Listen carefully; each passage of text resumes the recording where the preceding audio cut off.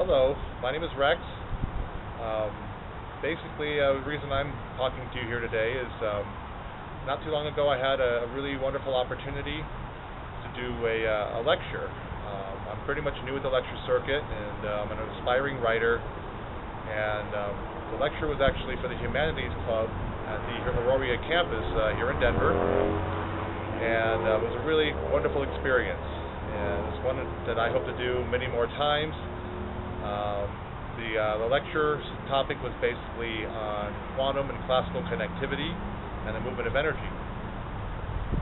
So basically, the idea and the premise behind that was to demonstrate both on the quantum level and on the classical level, the classical, of course, being the reality on which we all identify with, just how connected we all are to one another, to our surroundings, and just basically how connected everything is, throughout this entire universe.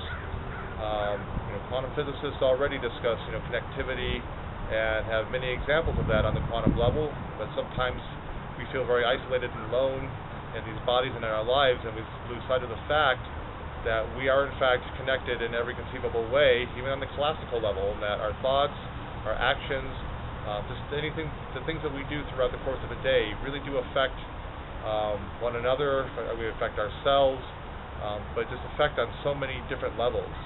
And my goal through this lecture was to really demonstrate that we do really have a responsibility not only to ourselves but to one another as well, to do the best that we can, to make a difference in a person's day, even if it's something as simple as just opening up a door and just putting a smile on your face, to even more profound things that take place in the world every day, everything from the effects of global warming, whether you want to put the blame on the human race or to say it's an earthly cycle or maybe a little bit of both. But there's a lot of very large-scale effects taking place that can affect millions, even billions of people, and the way that it can certainly eventually and ultimately affect each individual on every corner of the globe. Not to mention the ways we affect things out in space. There's a lot of ways that we also have an impact on things that take place well beyond our Earth, even in other solar systems, and ultimately in the universe around us. And so that's my work, has really been all about. So that's really what I really tackled with the lecture. And unfortunately, with the lecture, however, we did try to video record the lecture, but a lot of the video did not work out for whatever reason. So what we're trying to do here is put together bits and pieces from the lecture, because we do have some of the footage, and try to demonstrate, as much as we can, the messages, the things that took place during that lecture between what I said, but also the best part of it all was some of the dialogue that took place at the end of the lecture between me and the students. It was, like I said, a really neat experience. It was very engaging, but ultimately, to give you a little bit of background also on this, the reason the lecture happened in the first place is that I've been working on a project for the past 3 years called The Vision of God. And much of that is based on the whole issue of connectivity, but also with the idea that not only are we connected to each other in the universe around us, but we, by the nature of our own existence, are connected to God. God is connected to us. It's all one and the same. Whether we are consciously aware of this idea or not, to me, in terms of what I believe in the vision that I've had bestowed upon me, if you want to call it that, I've always had, and I've always believed that, and I've just in the past few years I've been finding the way, finding the means upon which to bring this out, not only in terms of how I can write about this, but opening dialogues and getting people talking about this, because I'm not here trying to be the end-all, the be-all, be some kind of a preacher or anything like that, but present what I think are some very provocative ideas in terms of getting this dialogue open, so that people start to really think about what it means to them. And I don't, to me it doesn't matter what religion you subscribe to. I don't even care if we're talking Satanism, to Christianity, to Wicca, to Islam, to Buddhism, Hinduism, and so on and so on. And I don't discourage anybody, from subscribing to any philosophy or religion whatsoever. So what I'm here to encourage is the idea that regardless of what you believe, what part of the world you come from, that by our very natures we do understand. We do have this within and around all of us at all times. It's a matter of opening up yourself and being able to see what it really means to you. Yes, open yourself up to everybody's ideas, because again, we're connected. I think it's great that we can connect with our ideas and with our thoughts and with our imaginations and our spirituality and so on, and start to really find out and learn about yourself as an individual, as a person, but more to the point, really learn about what God really is to you, what God really means to you, and whether you want to call it, God, Elohim, Jehovah, Allah, the source, spirit, whatever word you want to use for that. Ultimately, it comes down to the very same greater conscious upon which we are all connected. I think I've heard it said before that we are all basically bits and pieces of this greater consciousness, for the better or for the worse. None of this could exist if it wasn't part of that great consciousness to start with. And so that's basically what, at a very, very super basic level, what I'm trying to reach out to the world with is these ideas that we are all connected, that we do all understand God. I mean, we have that capacity. It is not beyond us. We can see God with every moment of our day, every moment of our existence. It's just a matter of getting past some of the daily distractions that we have, and our lives are so well designed to be drawing us out here. I mean, we worry about money. We worry about our relationships. We worry about so many of the things that go right and wrong in our lives all the time. So much delving into the material side of our lives that we lose sight of what's really inside of us, what we really think, and what we really believe. It's one thing I think is amazing about this whole experience thus far, especially with the conversations that I've had with people, also with this lecture as well, is that really delving into this and really getting people to open up and start talking about what's really inside of them. I start finding out that they really do think about this a lot, and that they really do have a very acute understanding for what really is. And despite how many different ways we can describe this, or explain this, or come at this, from within, that ultimately, so oftentimes we find that we're really talking about much the same thing.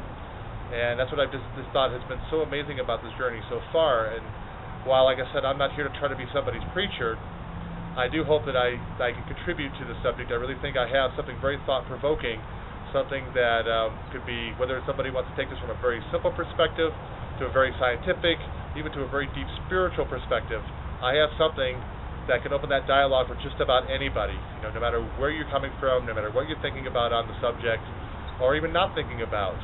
I like to think that I have something to contribute on the matter, and like I said, my goal is just to open up that dialogue, get people thinking and talking about it, because I think the more we do, the more it starts to affect us from within. It starts to affect, the way you think, the way you feel. I mean, you start to see that source. You start to understand that source from within, and it's not even a matter of reading something in a book about, okay, you need to do this, this, and this, and stop doing this, this, and this. You start finding yourself gravitating towards doing those right things for yourself, and ultimately gravitating towards doing those right things for the people around you as well, and not only making your life better, but really having that really amazing positive impact on the lives of those around you as well. And I think that's a long-term goal.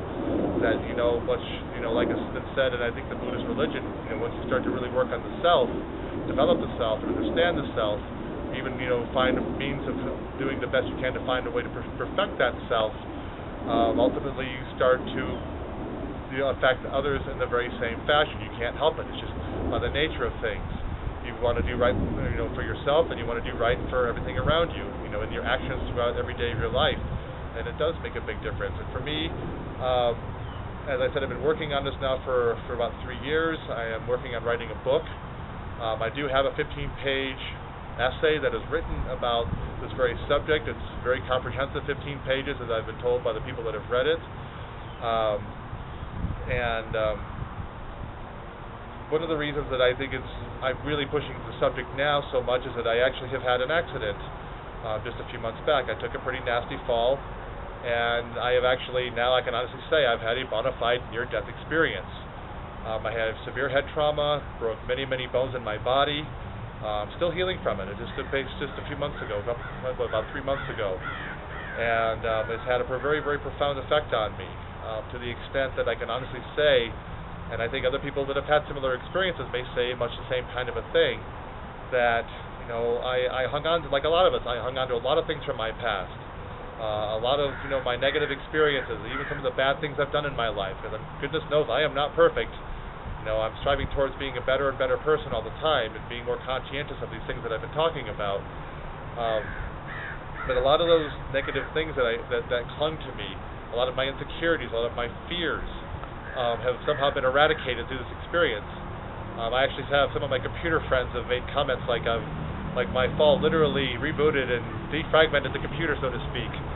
And I feel like not only do I have this new lease on life, but I don't carry the burdens that I once carried with me. A lot of times I felt like I really had to kind of get into the mood to want to write, to want to have conversations like this.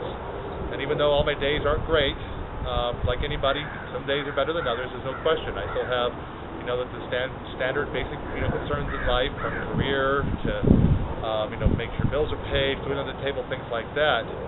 I can honestly say, though, that this feeling of divinity that I have discovered, over the years of my life, has slowly but surely been creeping in more and more, seems to be there all the time with me now. The anger that I carried with me for so many years, I don't feel that anger anymore. I'm not saying I'm not capable of having a moment where I get frustrated with somebody or something, but no sooner do I feel that, but that feeling passes. There's no dwelling, there's no hanging on anymore. This is just a sense of just wanting to reach out and just offer love and give love. As cheesy as that sounds, and I know that it does, that's what I feel now. That's what my goal is. Through this whole experience, to make a difference with not only myself and my life, but with the people around me, and with as many people that I can with my writings, what will hopefully be, my lectures, as I plan to do more lectures, of course, and really delve deeply into divinity, really delve into God, and really discuss exactly, what God really is. I have a very clear-cut idea that's a part of me, that I really believe in God, and I really believe in this vision, and even being able to describe exactly what God is, and this idea that we do see, hear, and understand God. And again, I'm not trying to come across all prophetic or anything. I'm really not. But I really do feel like I see it, I feel it, I understand it, like I never have in my life. And understand I'm not a religious person. I consider myself an eclectic. I'm just as comfortable sitting in a church on a Sunday morning as I am sitting in a Wiccan ritual, or sitting with my Muslim friends, or any number of different types of people, and I've done that over the years, and I especially love to do that now, and I really love, the feeling that spirit is very real in all of these different circles of people, and ultimately understanding that truth is everywhere, it's in everything, and that's what I really want to bring together as I move forward, as I get the book written for A Vision of God. And I have, even other ideas, even ideas for a one-world vision, how we as a human race, though it would potentially take many years to get to accomplish this, could create a world where we all, in our vast diversities and ways of living and ways of seeing life and seeing God, even seeing life and death,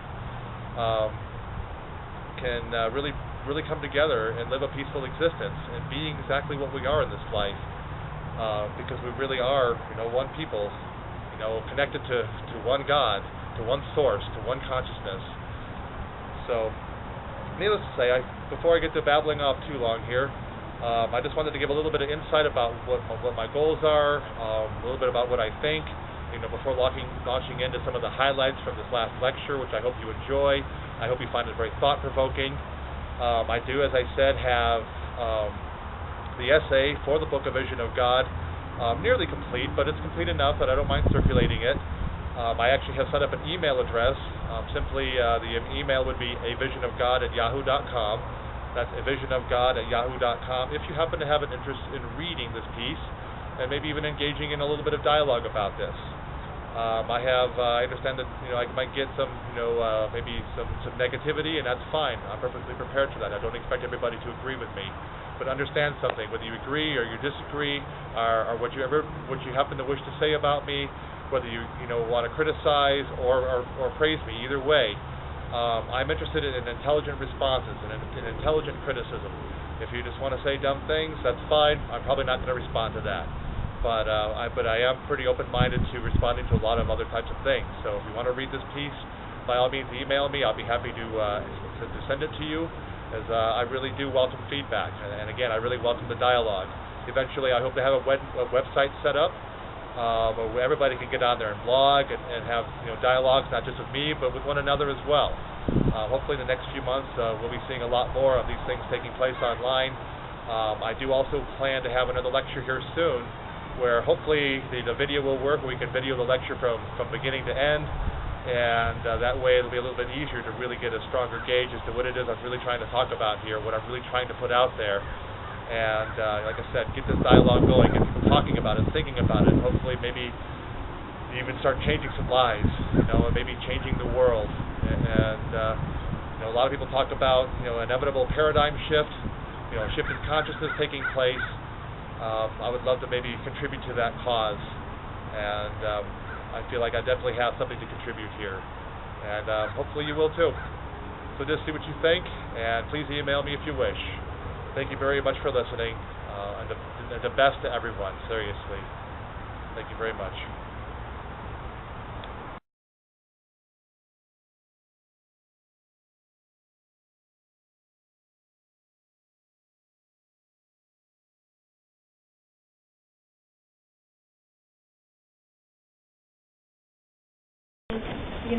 Thank glad that you could come, and we were just talking today, and we were like, well, maybe 10 people will come.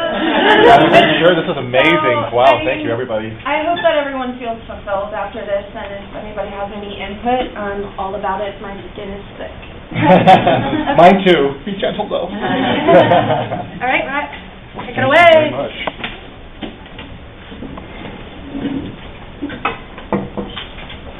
So as mentioned, my name is Rex. My buddies kind of talked about that I've been doing martial arts for a long time, trained under this wonderful gentleman over here. The art that I train in is called Kung Tao Silat Tutoirs. The short version of that is that Kung Tao is a Southern Chinese martial art. It's Kuntao. Okay, my letters. Silat is separate words. Silat is S-I-L-A-T. And Kung Tao is basically a style of distant relative of Shaolin Kung Fu, because it is an animal martial art. But it is very, very old, and there's different sections of what we study what's called the Hakka Kung Tao. We believe that the Hakka people, speaking with Uncle Bill, we call him Uncle, come out of Mongolia. So they come from a group of people that are really amazing, very intense warriors. Anybody who knows their history knows Mongolia was the largest land empire ever. I mean, not even the Soviet Union at its height could rival the size of the Mongolian Empire at its height. Silat, on the other hand, is a nice complement. It's an islander martial art. It's based out of Indonesia. And, of course, Uncle he's from Java. That's where he was born. And in Indonesia, as you know, is an archipelago of 15,000 or so islands.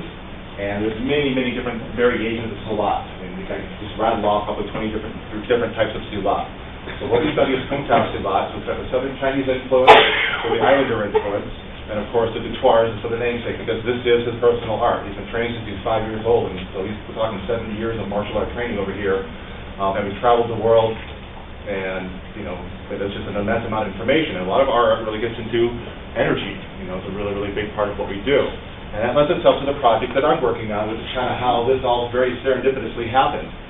I've met Kurt through my student Daniel, who was in a comparative religious class last semester, and as part of, I think it was the final grade, I think.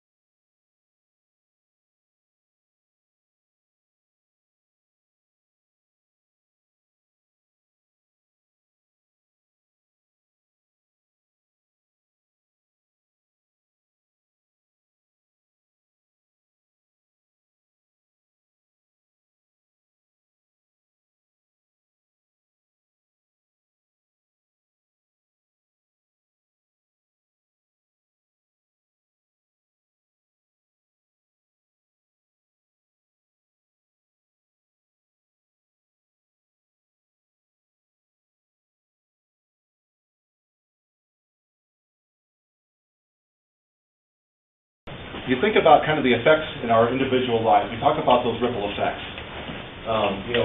For example,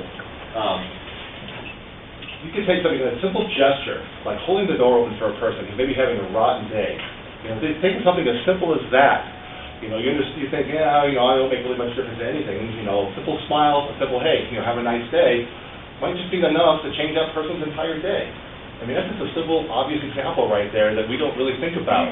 When you look at, some of the repercussions of the actions that we have in our lives. Think about when couples get divorced. What happens maybe to the child, that's a part of the divorce. What kind of a life would the child have if the parents stay together versus what kind of a life is the child going to have if they're divorced, especially if it's a bitter divorce. What kind of, feelings are going to be instilled in that child and habits and ideas about, their esteem and their self-worth. If maybe they've been angry, they've been put down, maybe they were, because of negligence as a result of the divorce. The parents don't mean to, it's not like they're bad people, but things happen. Children get caught up in the middle of these things, versus that same child. Put them in the right environment, her in the right environment, and they might really flourish and excel. It's an interesting thing to me when I look around and I see people all over the world that are, or even around the city or something like that. Whether it's the person that's, homeless out on the street to, any one of the people that might be teaching here at the class. Sometimes there's really a fine line of difference between the person who ends up out there and the person who ends up here. Because it's not like that person has any less talent, necessarily any less intelligence. It's who's to say what happened to them, in the course of events that put them out there. Yes, there's some people that are just lazy, and they have, they're out there because they just don't know any better. Because there's a lot of people out there that are really no different than anybody that's sitting in this room right here.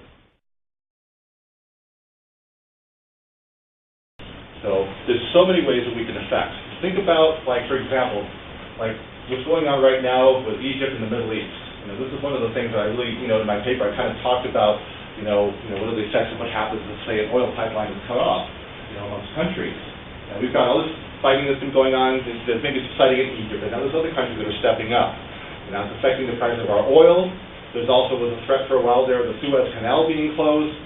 And so think about the ramifications of somebody sitting in a room just like this at some point before this whole thing went on in Egypt. And I grant you, Mubarak must have been, maybe he wasn't the greatest leader. I don't know what happened there, but obviously something pretty serious was going on for that many people to be that upset and start fighting in the streets. But case in point, though, you get a figure. It all started in something just like this. So you have, this event with a group of people that may or may not have blown up into something. Maybe they didn't. Hitler was the same way. Who's to say that the guy could have easily been cast off as somebody who was spouting off crazy rhetoric.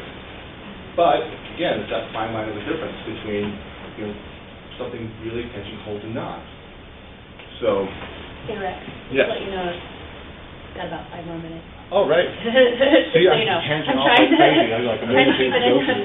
All right, I'm going to try to see if I can't go and wrap up some of this Sorry, stuff. and then we can do the question and answer. Oh, sure. But basically, what I was trying to make a point is, you've got things like the Suez Canal. I mean, these things start really small. Even a lot of the environmental things that are going on, think about something like Mount Kailash. Are you familiar with that in the Himalayas? You have the Ganges River system. That's right near the source of these major river systems. That feeds the Indus River. I think the Brahmaputra River also feeds other rivers like the Mekong and the other rivers, which affects numerous countries.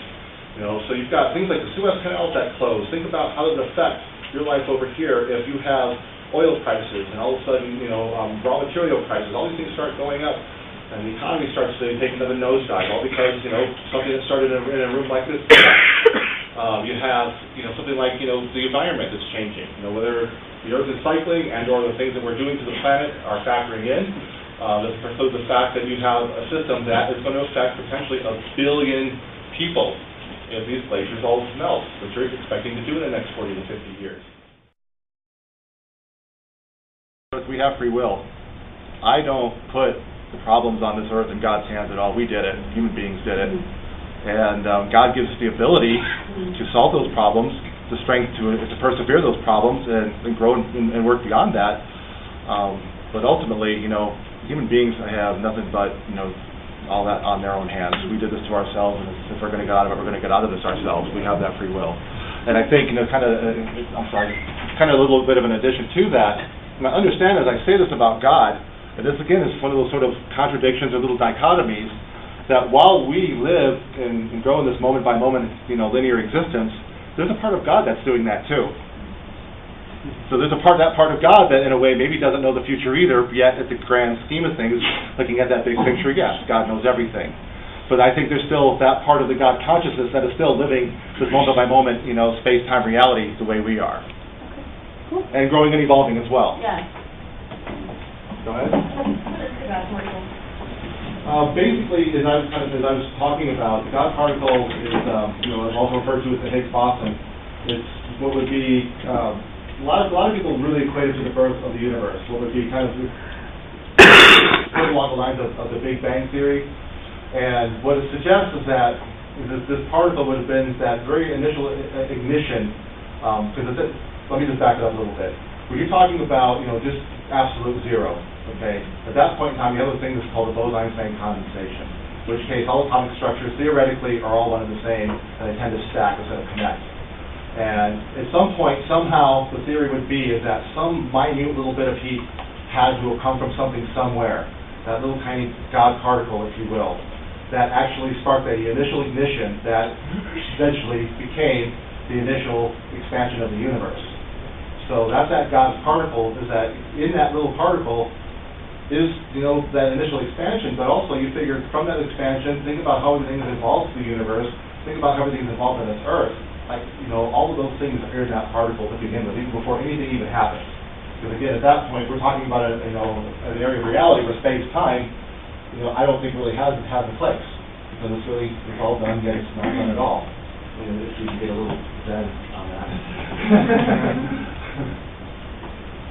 If I could go back to her question about predestination, I personally am not a believer in predestination, but if you do accept that concept, I wonder if there's room to consider that God would not necessarily be the one who is saying that this is what is predestined, this is what would happen.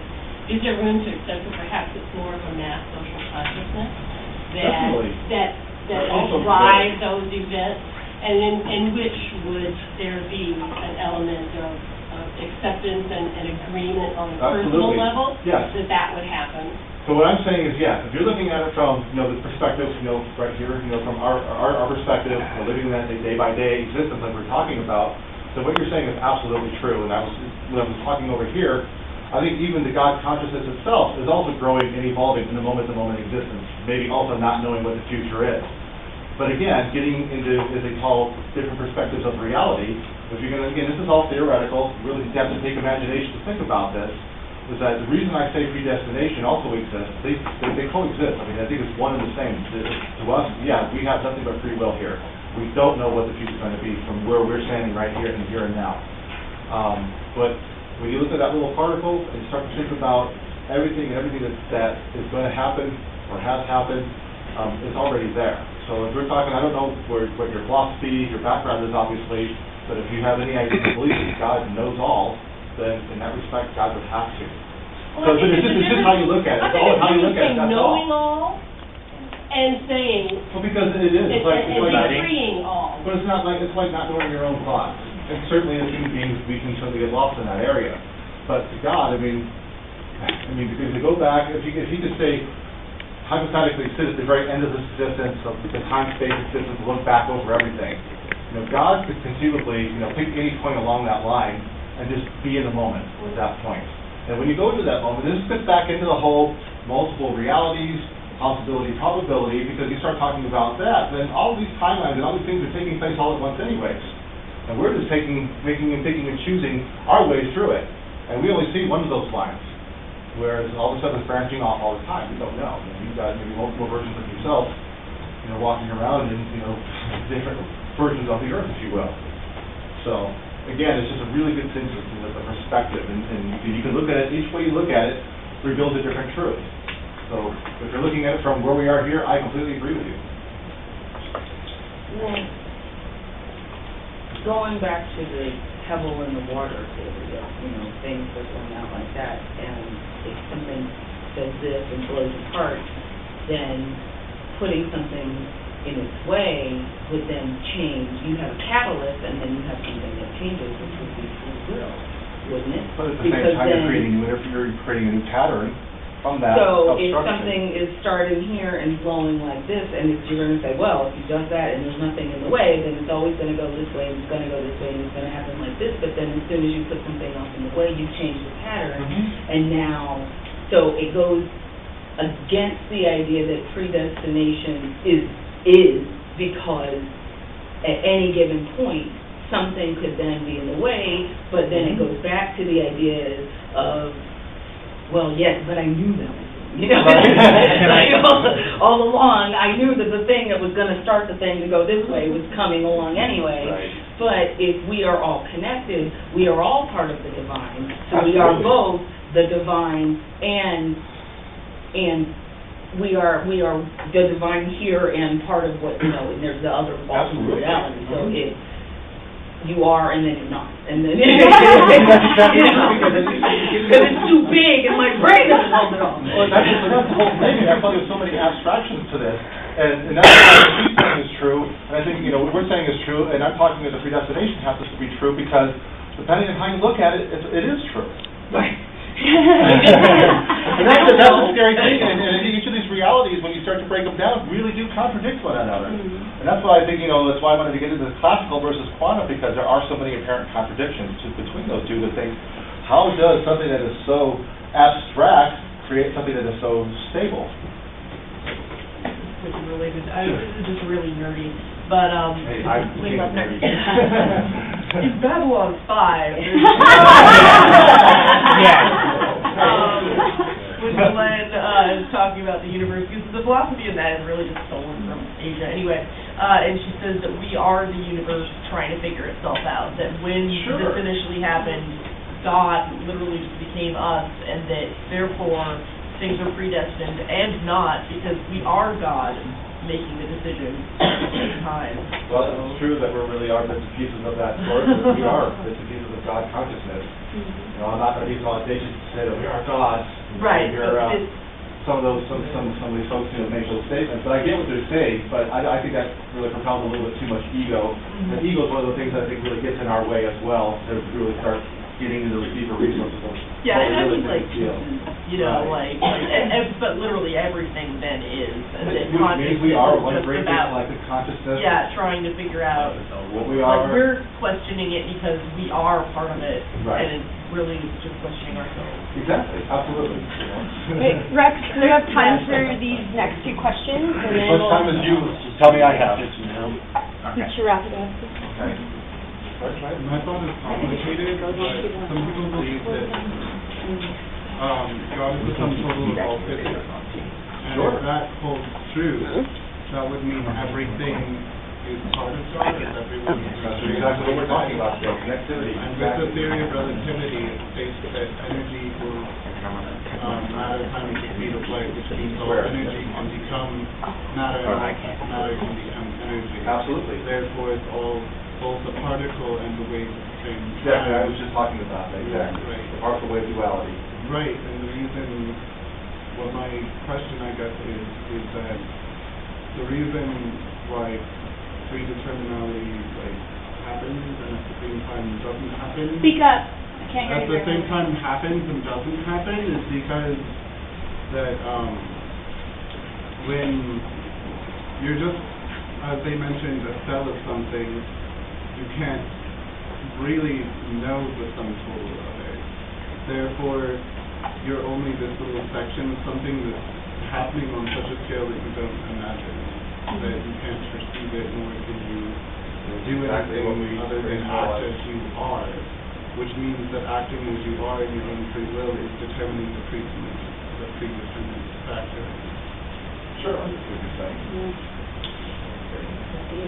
It's like, and then my brain was like. Free will predestination. Combine them both. Imagine it like a tree. Your life's moving along as a tree. You come to a crossroads. That's where you've got your free will. Am I going this way or this way? These routes are both already preset. They're going to have more and more and more and more crossroads, more decisions you have to make that are essentially going to determine where you go.